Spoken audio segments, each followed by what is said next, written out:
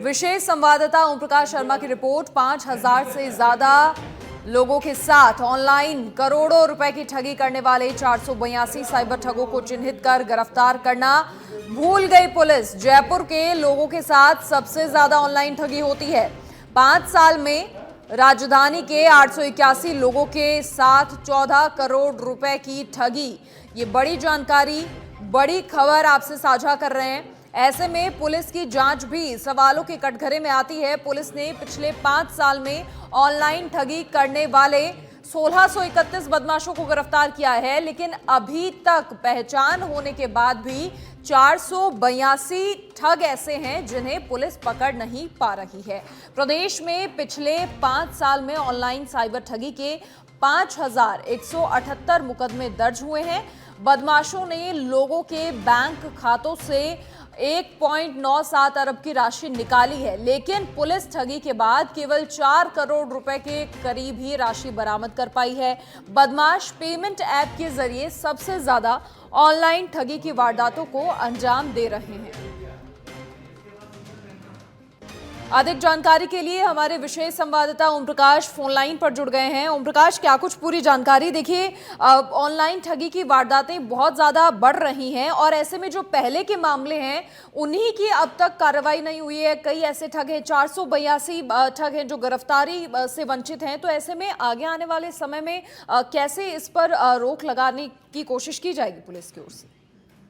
जी देखिए, प्रदेश में जो साइबर ठगी की वारदातें हैं वो पुलिस के लिए एक चुनौती बन गई है। पुलिस लगातार इन मामलों की मॉनिटरिंग तो कर रही है, लेकिन पुलिस को कोई बड़ी सफलता नहीं मिल रही और रोजाना कम से कम 10 से 12 लोगों के साथ में ऑनलाइन ठगी की वारदातें हो रही है। मैं आपको बता दूं कि पिछले 5 साल में प्रदेश में 5,178 साइबर ठगी के ऑनलाइन मुकदमे दर्ज हुए हैं। यह तो वह मुकदमे जो पुलिस ने FIR दर्ज किए, जबकि हकीकत यह है कि जो 1930 टोल फ्री नंबर है उसमें जो लाखों शिकायतें ऑनलाइन ठगी की आती है उनमें पुलिस FIR ही दर्ज नहीं कर रही। तो ऐसे में कई मामलों में तो अभी तक पुलिस ने जांच ही नहीं शुरू की। वहीं पिछले 5 साल में करीब 5,000 लोगों के साथ ठगी हुई, तो करीब 1 अरब 97 करोड़ रुपए की राशि उनके खातों से बदमाशों ने निकाली। पुलिस ने इन मामलों में 1631 आरोपियों को गिरफ्तार कर लिया, लेकिन इस दौरान पुलिस ने जांच पड़ताल करके करीब 482 ऐसे अपराधी है जो लगातार साइबर ठगी की वारदातें कर रहे थे। उनको पुलिस ने चिन्हित तो कर लिया, लेकिन पुलिस उन पर कार्रवाई अभी तक नहीं कर पा रही। इसकी बड़ी वजह है कि पुलिस का मुखबिरी तंत्र है जो इतना मजबूत नहीं है। पहले जो जितना था, पुलिस केवल तकनीकी आधार पर ही अब आरोपियों तक पहुंचने की एक कड़ी से कड़ी की योजना बनाती है, लेकिन जब तक मुखबिरी तंत्र मजबूत नहीं होगा तब तक बदमाश पकड़ में नहीं आएंगे और ये लगातार वारदातें होती रहेगी। मैं आपको बता दूं कि प्रदेश में सबसे ज्यादा जो ठगी की वारदातें होती हैं वो राजधानी जयपुर के लोगों के साथ होती हैं। करीब 881 लोगों के साथ में पिछले 5 साल में ऑनलाइन ठगी की वारदातें हुई है। उनके खातों से 14 करोड़ रुपए से ज्यादा की राशि बदमाशों ने निकाल ली। वहीं पुलिस का रिकवरी प्रतिशत माने और बदमाशों के खिलाफ कार्यवाही माने तो करीब 10% मामलों में ही पुलिस कार्यवाही कर पाई है और रिकवरी केवल 1 अरब में से करीब 4 करोड़ रुपए के लगभग की राशि रिकवरी कर पाई है। वह भी वह राशि है जब टोल फ्री नंबर पर अगर किसी ने शिकायत की थी तो पुलिस ने तत्काल उस समय उसके बैंक खाते को सीज कर दिया और वह राशि अटक गई। इस दौरान पुलिस को यह सफलता मिली है, लेकिन पुलिस से जब अपराधियों को पकड़ने के दौरान अभी तक ऐसा कोई मामला सामने नहीं आया कि जिनसे रिकवरी की राशि बरामद की। यह है एक बड़ा सवाल है और पुलिस की कार्यशैली भी कटघरे में खड़ी होती है। राजधानी जयपुर के अलावा जयपुर ग्रामीण, अलवर, सीकर, भरतपुर, डीग और जोधपुर समेत सहित कोटा में सबसे ज्यादा वहाँ के लोगों के साथ में ऑनलाइन ठगी की वारदातें होती है। मनीषा, बिल्कुल, बहुत शुक्रिया ओम प्रकाश तमाम जानकारी साझा करने के लिए आपका। तो ऐसे कई ठग हैं अभी तक भी जिन्हें गिरफ्तार करना ही पुलिस भूल गई है। 482 साइबर ठगों को चिन्हित तो कर लिया है, लेकिन गिरफ्तारी अभी तक नहीं हुई।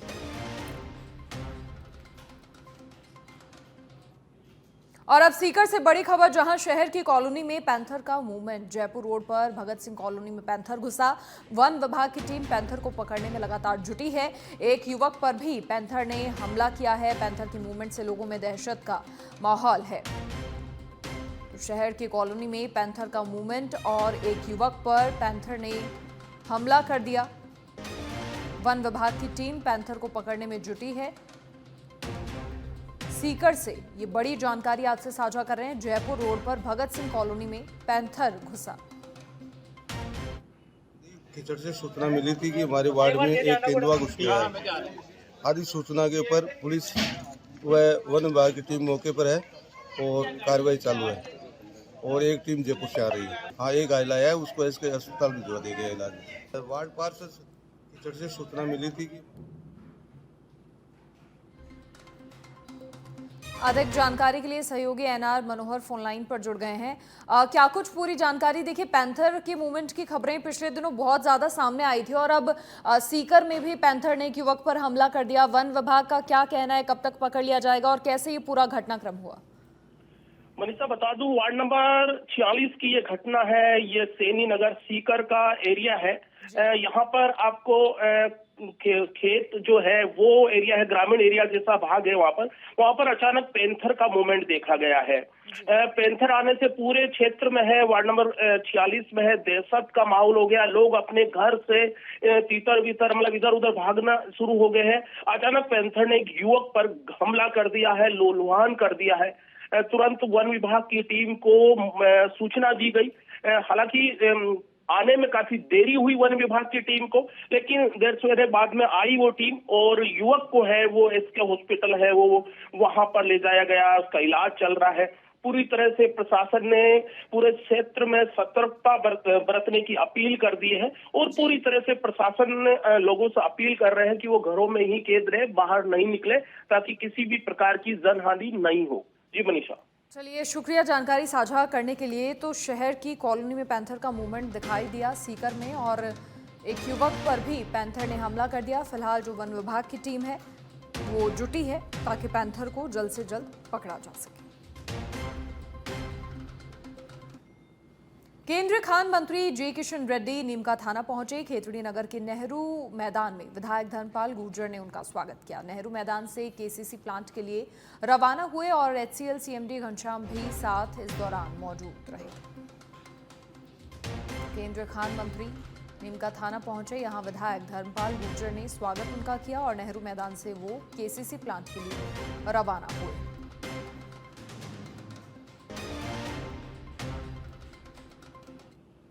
आज महात्मा ज्योतिबा फुले की 134वीं पुण्यतिथि है। जयपुर में पूर्व सीएम अशोक गहलोत ने श्रद्धांजलि अर्पित कर नमन किया। 22 गोदाम सर्कल स्थित महात्मा ज्योतिबा फुले की प्रतिमा पर माल्यार्पण किया।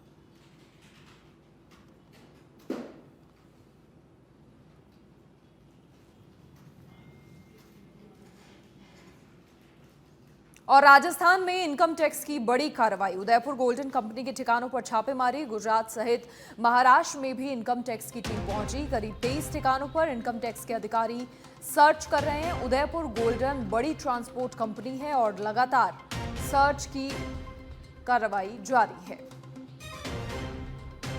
गुजरात सहित महाराष्ट्र में भी इनकम टैक्स की टीम पहुंची। करीब 23 ठिकानों पर सर्च जारी।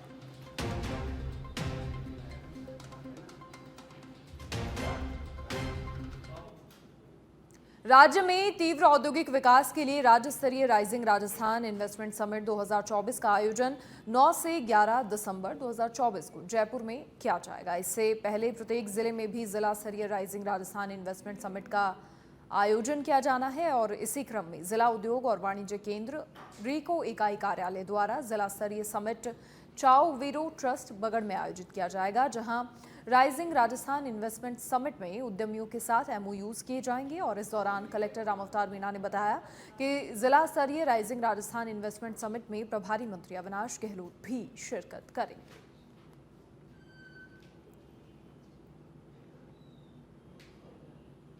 राइजिंग राजस्थान का कार्यक्रम जिला स्तरीय कल बगड़ में आयोजित किया जाएगा। माननीय प्रभारी मंत्री महोदय, प्रभारी सचिव महोदय पधारेंगे और राज्य सरकार ने जिस प्रकार से एक अभियान चला रखा है कि राजस्थान में अधिकतम इन्वेस्टमेंट हो, उसी कड़ी में कल झुंझुनू जिले में 39,400 करोड़ का एमओयू तय हुआ है, उसको प्रसारित किया जाएगा और 1,10,000 लोगों को प्रत्यक्ष अप्रत्यक्ष रोजगार मिलेगा।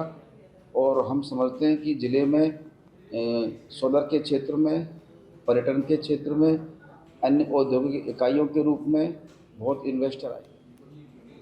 राजस्थान तीरंदाजी की सीनियर टीम में राजस्थान के सुजानगढ़ के भाई बहन का चयन हुआ है। इधर बहन स्वाति सचिवालय में सरकारी पद पर कार्यरत हैं और काम के साथ खेल के लिए भी समय निकाल रही हैं। स्वाति से सच बेधड़क की बातचीत हुई और स्वाति ने बताया कि काम के साथ खेल के लिए समय निकालना थोड़ा मुश्किल है, लेकिन सपना है देश के लिए मेडल लाने का। तीरंदाजी की नेशनल टीम में 8 लोगों का राजस्थान से चयन हुआ है, जिसमें 2 जने हैं जो दोनों भाई बहन हैं, उनका सिलेक्शन हुआ है। स्वाति हमारे साथ मौजूद है। स्वाति और उसके भाई दोनों का सिलेक्शन हुआ है, जो राजस्थान का प्रतिनिधित्व जो है नेशनल लेवल पे करने वाले हैं। सबसे पहले मैडम बधाई। और किस तरीके से आपकी क्या कुछ दिनचर्या रहती है, किस तरीके से पूरा मुकाम हासिल किया? आपका बहुत बहुत धन्यवाद। देखो, दिनचर्या तो ऐसे रहती है कि सुबह हम 6 बजे मैं ग्राउंड आ जाती हूँ, फिर 10 बजे तक ट्रेनिंग करती हूँ, 11 बजे ऑफिस जाती हूँ, फिर 4 बजे वापस आती हूँ, फिर शाम को यहाँ 6-7 बजे तक ट्रेनिंग करते हैं। ये मेरा दिन भर का शेड्यूल है और तैयारी हमारी अच्छी है और पूरी उम्मीद है कि हम नेशनल में पदक लेकर आएंगे। मैडम, जैसा कि हमें सबको पता है कि आप गवर्नमेंट जॉब भी करते हैं, तो जॉब के साथ में किस तरीके से इसको पूरा जो है अपने गेम को टाइम दे पाते हैं, क्योंकि जॉब में भी टाइम देना है और गेम में भी टाइम देना है? देखिए, ये तो बहुत ही मुश्किल हो रहा है और मेरे लिए तो बहुत मुश्किल है। मेरी 2021 में नौकरी लगी थी और मेरी जब नौकरी लगी थी उससे पहले मैं इंडियन टीम में थी कंटिन्यू, और अब नौकरी लगने के बाद मैं अभी तक वापस इंडियन टीम में नहीं आ पाई हूँ। और इसकी वजह यही है कि मैं ड्यूटी के साथ साथ उस लेवल की प्रैक्टिस कर ही नहीं पा रही हूँ। जैसे शाम को प्रैक्टिस में बहुत थकान रहती है कि हम सुबह 6 बजे से उठे हुए हैं और फिर प्रैक्टिस भी करते हैं, फिर ड्यूटी भी कर रहे हैं और उसके बाद शाम को प्रैक्टिस उतनी अच्छे से नहीं हो पा रही। तो मैं कोशिश कर रही हूँ अच्छा करने की, पर अभी तक इंडियन टीम में वापस नहीं आ पा रही हूँ, लेकिन होपफुली 2025 में आ जाऊँ। नेशनल टीम में आपका सिलेक्शन हुआ है, जो तैयारी कर रहे हैं लोग, मतलब टीम में आगे बढ़ने के लिए तीरंदाजी में, क्या कुछ उनको मैसेज देना चाहेंगे? देखो, मैसेज मैं सभी को यही मैसेज देना चाहूँगी। बच्चों से ज़्यादा मैं पेरेंट्स से रिक्वेस्ट करना चाहूँगी कि आपके बच्चे चाहे पढ़ाई हो, खेल हो, किसी भी क्षेत्र में वो जाना चाहें, आप उस क्षेत्र में अपने बच्चे को पूरा सपोर्ट करें, क्योंकि माँ बाप के सपोर्ट की वजह से ही कोई मुकाम हासिल हो सकता है। आज मैं स्पोर्ट्स में हूँ तो मेरे माता पिता का मुझे बहुत सहयोग रहा है इस क्षेत्र में, जिसकी वजह से मैं यहाँ पे हूँ। मैम, आगे किस तरीके से रहेगा, क्योंकि राजस्थान का प्रतिनिधित्व आप करने वाले हैं नेशनल टीम में जाकर, आगे किस तरीके से रहेगा और लोगों को भी काफ़ी उम्मीद है अब आपसे? देखिए, आगे हम 15 से 20 दिसंबर को झारखंड जमशेदपुर में ये नेशनल का आयोजन हो रहा है और हम पूरी कोशिश करेंगे कि वहाँ से ज़्यादा संख्या में पदक लेकर आएँ। तो ये थे हमारे साथ स्वाति दूधवाल, जिनका साफ तौर पर यही कहना है कि ज़्यादा से ज़्यादा पूरे राजस्थान को पदक मिले और वो आगे किस तरीके से जो है अपनी दिनचर्या, किस तरीके से उनकी दिनचर्या रहती है और किस तरीके से वो टाइम मैनेजमेंट करती हैं, क्योंकि गवर्नमेंट जॉब के साथ में वो अपनी तैयारी जो है वो भी प्रॉपर कर रही हैं, जिसके चलते जो है उनका नेशनल टीम में यहाँ पर जो है वो सिलेक्शन हुआ है। कैमरा पर्सन विजय गिरी के साथ निरंजन चौधरी, सच पे धड़क। प्रदेश की पर्यटन नगरी माउंट आबू में रात का तापमान 2 डिग्री रहा, जो कि प्रदेश में न्यूनतम था।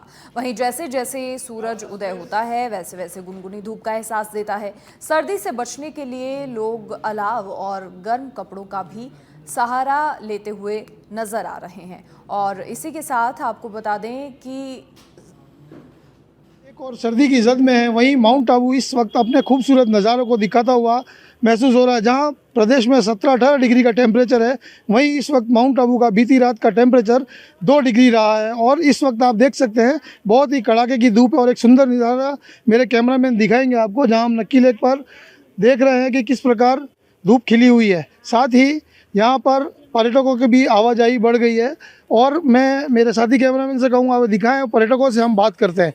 बच्चे, कहाँ से आए आप लोग? गुजरात से। किस जगह से? पोरबंदर। कैसी सर्दी है यहाँ पर? गुजरात से तो ज़्यादा ही है बहुत। और वहाँ पर आपके यहाँ कैसा रहता है मौसम और यहाँ कैसा, थोड़ा बताएं आप। वहाँ सर्दी और गर्मी दोनों रहती है, यहाँ सर्दी ज़्यादा है। बहुत अच्छा। और आप देख सकते हैं सब यहाँ पर जैकेट में बच्चे बैठे हुए हैं। बेटा, कैसी सर्दी है यहाँ पर? बहुत ही। और आपके यहाँ कैसा होता है? हमारे यहाँ बहुत ही, यहाँ ऐसे जैसा है। ये सब पर्यटक जो यहाँ पर आए हैं, यहाँ एक महिला बैठी है, उनसे भी हम बात करने की कोशिश करेंगे। मैडम, कहाँ से आए आप? हम पोरबंदर से आए। वहाँ कैसा मौसम रहता है और यहाँ कैसा, और कैसे देखते हैं मौसम को माउंट आबू को? बहुत अच्छा लगता है यहाँ पर, ठंडी है ना इसलिए। ये थे हमारे साथ कुछ पर्यटक जो पोरबंदर से आए हैं और यहाँ सर्दी का आनंद ले रहे हैं।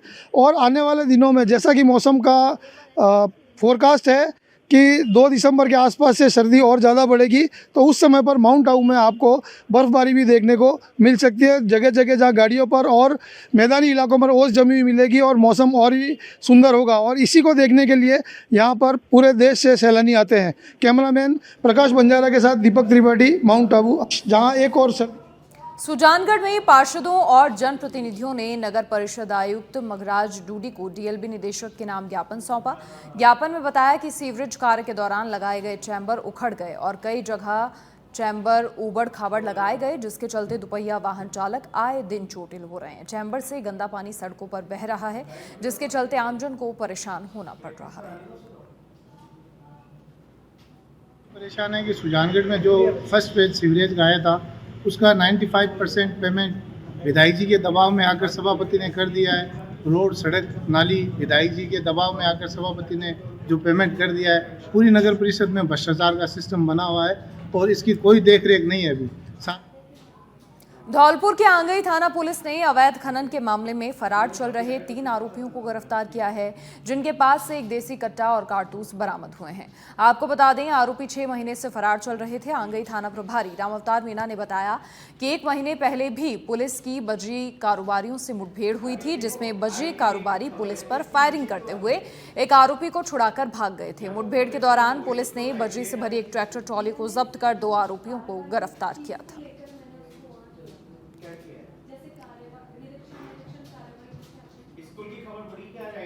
और अब खबर झुंझुनू से, जहां यमुना के पानी को लेकर किसानों का धरना। लाल चौक बस स्टैंड के पास किसानों का धरना जारी। किसान झुंझुनू सहित शेखावाटी को यमुना का पानी देने की मांग कर रहे हैं और किसानों की मांग सरकार 1994 के समझौते को लागू कर पानी दे। शेखावाटी को यमुना का पानी देने की मांग लगातार की जा रही है और इसे लेकर किसानों का धरना लाल चौक बस स्टैंड के पास जारी है। किसान झुंझुनू सहित शेखावाटी को यमुना का पानी देने की मांग कर रहे हैं। और अब दौसा जिले के बांदीकुई से बड़ी खबर, जहां पेयजल समस्या को लेकर ग्रामीणों का विरोध प्रदर्शन। ग्राम हिंगोटा में ग्रामीणों ने अटल सेवा केंद्र पर विरोध प्रदर्शन किया। महिलाओं ने खाली बर्तन लेकर प्रशासन के खिलाफ जमकर नारेबाजी की और शीघ्र समस्या का समाधान नहीं होने पर आंदोलन की भी चेतावनी दी थी। बिल्कुल पानी नहीं आया और ये दुनिया सब जनता परेशान है और दूर 3-3, 4-4 किलोमीटर से पानी भर के लाती। जो भी 1-2 बाल्टी है सारा दिन परेशान होती है। घर का काम नहीं है, लोग मजदूर करते हैं, जनानियों का यही काम है, मजदूर करेगी, पानी भरती डोले। पानी नहीं आ रहा है गांव में। 800 रुपए का टैंकर पड़ रहा है। 2-2, 3-3 किलोमीटर दूर से पानी लेके आ रहे हैं। 1 महीने से ना सरपंच ने दर्शन दिए, ना सेक्रेटरी ने दिए। किसी प्रकार की कोई कार्रवाई नहीं हो रही है। अब से पहले भी महीने में 5 दिन पानी आता है और फिर पानी नहीं आता है। तो हमारी यही गुजारिश है कि अगर सरपंच, सेक्रेटरी और जो कोई और विभाग अगर आगे कोई किसी प्रकार की कार्रवाई नहीं करते हैं तो आगे हम धरना और जो कुछ करेंगे, धरना प्रदर्शन करेंगे। और अब बांसवाड़ा के झरी गांव से बड़ी खबर, जहां एक ही परिवार के बीच लाठी भाटा जंग। खूनी संघर्ष में एक महिला गंभीर रूप से घायल और खेत के किनारे मवेशी ले जाने को लेकर ये विवाद हुआ। एक दिन पहले भी महिला के साथ मारपीट हुई थी और मारपीट के बाद गांव में समाज स्तर पर बैठक हुई थी। तो एक ही परिवार के बीच लाठी भाटा जंग, खूनी संघर्ष में एक महिला गंभीर घायल, खेत के किनारे मवेशी ले जाने को लेकर ये विवाद हुआ।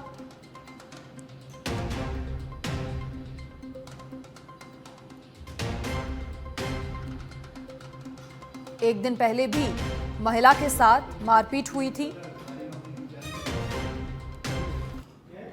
और अब राजस्थान विश्वविद्यालय से खबर, जहां माही हॉस्टल में वार्डन लगाने को लेकर हुआ विवाद मामला। विश्वविद्यालय में छात्राओं का आज भी विरोध जारी है। वीसी सचिवालय के बाहर छात्राओं का प्रदर्शन। तो माही हॉस्टल में वार्डन लगाने को लेकर ये मामला है और छात्राओं का आज भी विरोध जारी है। पहले भी यही वार्डन थी जिसे हटवाया गया था छात्राओं के द्वारा और अब एक बार फिर से इसी वार्डन को नियुक्त करने को लेकर छात्राएं लगातार विरोध कर रही हैं।